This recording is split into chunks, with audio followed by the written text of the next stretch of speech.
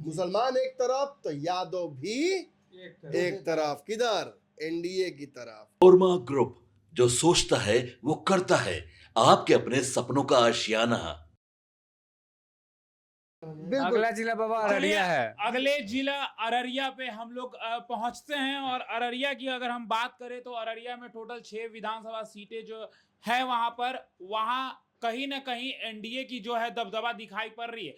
6 में से 4 सीटों पर एनडीए की दबदबा है और 2 सीट जिस पर कहीं ना कहीं महागठबंधन की। लेकिन 2020 की समीकरण नहीं, एक सीट कांग्रेस और एक सीट ओवैसी। जी बिल्कुल AIMIM के ओवैसी का जो कि आज की सीट है। हाँ, जो कि महागठबंधन में नहीं है। मुसलमान बहुत क्षेत्र है, लेकिन यही वो क्षेत्र है जहां से प्रदीप सिंह सांसद है। जी, समीकरण बदलते हैं। 43% मुसलमान के बावजूद इस क्षेत्र से जीतकर कौन आता है? प्रदीप सिंह। क्यों? Double sided polarization. मुसलमान एक तरफ तो यादव भी एक तरफ। किधर? एनडीए की तरफ।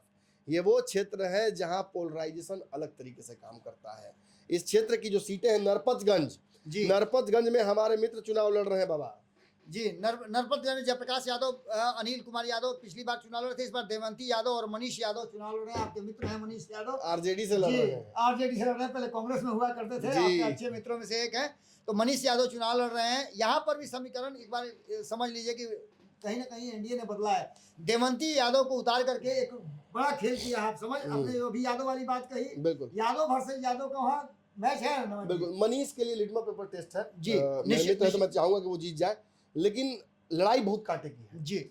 मनीष पीछे से आ रहे हैं इस लड़ाई में, तो जीत जाए तो अच्छी बात है। मेरा दिल चाहता है कि वो जीते, लेकिन मुझे जीतते नजर नहीं आ रहे हैं।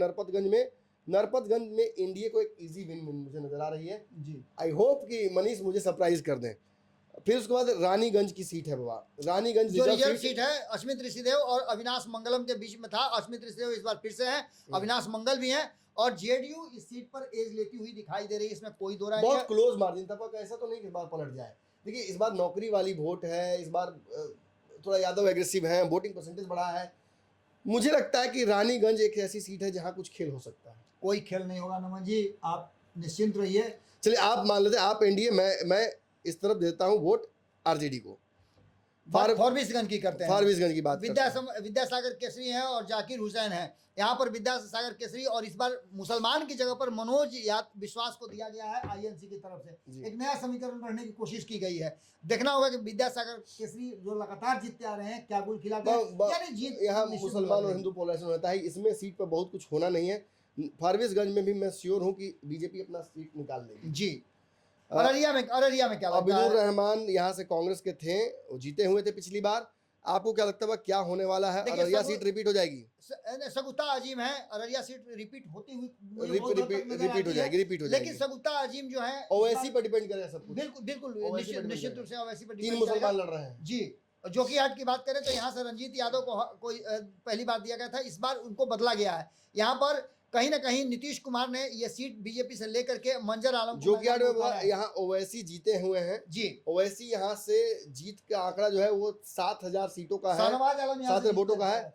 शाहनवाज नहीं, यहाँ से जीते हुए हैं ओवैसी के प्रत्याशी शाहनवाज आलम जी। दोनों भाई हैं जी। शाहनवाज आलम जीत करके आए हैं, जो कि आरजेडी में चले गए थे और इस बार उनको उतारा गया फिर से मैदान में। मंजर आलम को उतार करके एक नया ट्विस्ट नीतीश कुमार ने जरूर किया है। और यहाँ तो क्या लगता है आपको, क्या होगा यहाँ? मुझे तो यही लगता है कि यहाँ पर AIMIM जो है खेल बिगाड़ रहा है आरजेडी का। एक सीट ओवैसी को जा रहा है क्या? नहीं, ओवैसी को ये सीट नहीं जाएगी। यहाँ खेला बिगाड़ रहे हैं और यहाँ से मंजर आलम को यहाँ जा रहा है, क्योंकि नीतीश कुमार को मुसलमानों की जरूरत है और मुसलमान समझते भी हैं कि नीतीश कुमार की तरफ जाएंगे तो मुझे मंत्री बनने का मौका मिलेगा। तो यहाँ विधायक नहीं, मंत्री जिताया जा रहा है। सिकटी में 13,000 से हार जीत हुई थी जी। इस बार एनडीए को सीट जाती नजर आ रही है, क्या बोल रहे हैं आप? यहाँ पर देखिए, आरजेडी ने अपना उम्मीदवार बदला है, वीआईपी को यहाँ दिया है और यहाँ पर हरिनारायण को उतारा गया है मैदान में। तो निश्चित रूप से यहाँ भी विजय मंडल जीतते हुए नजर आ रहे हैं। बहुत ज्यादा कुछ नजर आ नहीं रहा है नमन जी। तो अररिया में भी आपने देखा होगा कि 50-50 का चांस है। आपके सपनों को हमने सजाया है, ई होम्स पैनोरमा को हमने बनाया है। ई होम्स मेरा एक सपना था जिसपे मैं पिछले 4 साल से काम कर रहा था। हमने जो बनाया है वो सबने है माना। ई होम्स पैनोरामा में हो आपका भी आशियाना।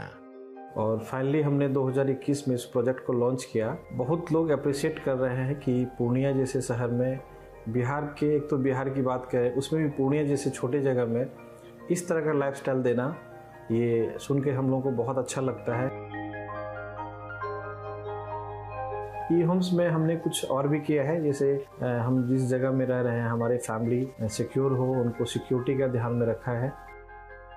आपकी सुविधा और सुरक्षा आपके लिए खास है, ये आपका विश्वास है। इसमें आर्टिफिशियल इंटेलिजेंस का 7 लेयर सिक्योरिटी का हमने इस्तेमाल किया है। लस ग्रीन कैंपस को बनाया है। यदि हमारा बाउंड्री वाल है तो वो वर्टिकल गार्डन है।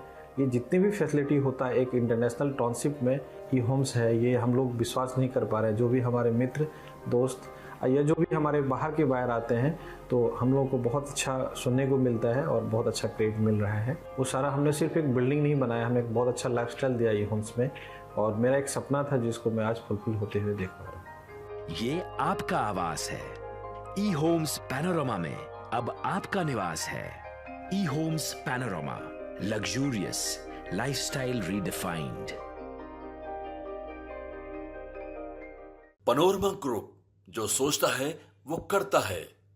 अगर ये वीडियो पसंद आई और वह बिहार के राजनीति और बिहारियत से सरोकार रखेनी तो सब्सक्राइब बटन दबा के चैनल के सब्सक्राइब कर ली। ओजे एगो घंटी बा, ओकरा बटन दबा देला से कुल सटीक और मारक खबर रुआ मुफ्त में मिल जाई। अगर रुआ पत्रकारिता के हमनी के नया प्रयोग में सहयोग कर चाहतानी तो ज्वाइन बटन दबा दी। पेटीएम नंबर नोट कर ली 9386